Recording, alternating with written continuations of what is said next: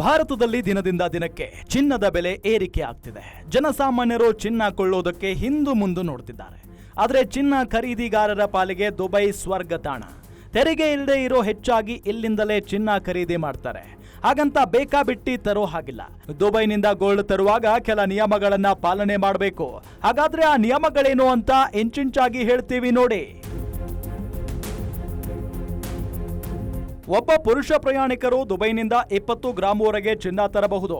ಅದರ ಮೌಲ್ಯ 50,000ಕ್ಕಿಂತ ಒಳಗೆ ಇದ್ರೆ ಯಾವುದೇ ತೆರಿಗೆ ಇರೋದಿಲ್ಲ.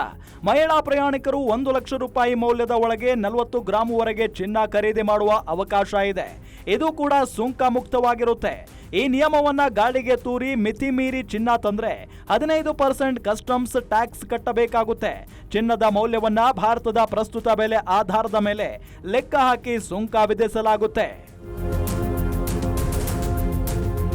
ವಧು ಅಥವಾ ವರನಿಗೆ 100 ಗ್ರಾಂವರೆಗೆ ಅನುಮತಿ ನೀಡಲಾಗಿದೆ. ಕಸ್ಟಮ್ಸ್ ಅಧಿಕಾರಿಗಳಿಗೆ ವಿವಾಹ ಆಮಂತ್ರಣ ಪತ್ರ ಹಾಗೂ ಸುಂಕ ಪಾವತಿ ಅಗತ್ಯವಾಗಿರುತ್ತೆ. 1 ವರ್ಷ ಅಥವಾ ಅದಕ್ಕಿಂತ ಹೆಚ್ಚು ಅವಧಿ ವಿದೇಶದಲ್ಲಿ ವಾಸ ಮಾಡಿದವರು 1 kgವರೆಗೆ ಚಿನ್ನ ತರಲು ಅವಕಾಶ ಇದೆ. ಆದಾಗ್ಯೂ 15% ಸುಂಕ ಕಟ್ಟಬೇಕಾಗಿರುತ್ತೆ. ನೀವು ಚಿನ್ನ ಖರೀದಿ ಮಾಡೋದ್ರಲ್ಲೂ 2 ರೀತಿ ಇದೆ. ಒಂದು ವೈಯಕ್ತಿಕ ಬಳಕೆಗೆ, ಮತ್ತೊಂದು ವ್ಯಾಪಾರಕ್ಕೆ. ನೀವು ಯಾವ ಉದ್ದೇಶಕ್ಕೆ ಗೋಲ್ಡ್ ಪರ್ಚೇಸ್ ಮಾಡಿದ್ದೀರಾ ಅನ್ನೋದರ ಮೇಲೆ ಕೆಲ ನಿಯಮಗಳು ಅನ್ವಯವಾಗುತ್ತೆ. ವೈಯಕ್ತಿಕ ಬಳಕೆಗೆ ದುಬೈನಲ್ಲಿ ಆಭರಣ ಖರೀದಿಸಿದ್ರೆ ಅದರ ರಶೀದಿ ಮತ್ತು ಹಾಲ್ಮಾರ್ಕ್ ಇರಬೇಕು. ಒಂದ್ ವೇಳೆ ಬಿಸ್ನೆಸ್ ಪರ್ಪಸ್ಗಾಗಿ ಗೋಲ್ಡ್ ತರೋದಾದ್ರೆ RBIನಿಂದ ಲೈಸೆನ್ಸ್ ಪಡ್ಕೊಂಡಿರಬೇಕು. ಆದರೆ ಇದಕ್ಕೆ ಸಾಮಾನ್ಯವಾಗಿ ಹೆಚ್ಚು ಸುಂಕ ಕಟ್ಟಬೇಕಾಗುತ್ತೆ.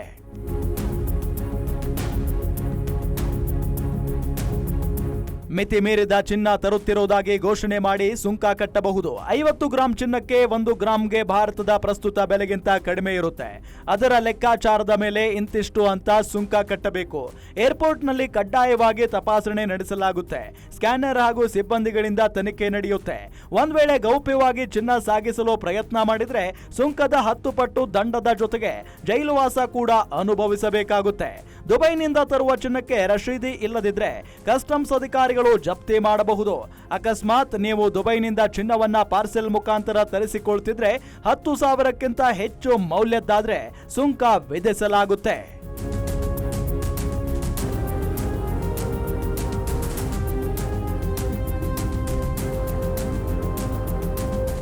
ಒಂದ್ ವೇಳೆ ನೀವೇನಾದ್ರೂ ದುಬೈನಿಂದ ಗೋಲ್ಡ್ ತರಬೇಕು ಅಂದ್ರೆ ಕೆಲವೊಂದನ್ನ ಮರೆಯಬಾರದು. ದುಬೈನಲ್ಲಿ ಚಿನ್ನ ಖರೀದಿ ಮಾಡುವಾಗ GRS, ಹಾಲ್ಮಾರ್ಕ್, ವ್ಯಾಟ್ ರಶೀದಿ ಪಡೆಯಿರಿ.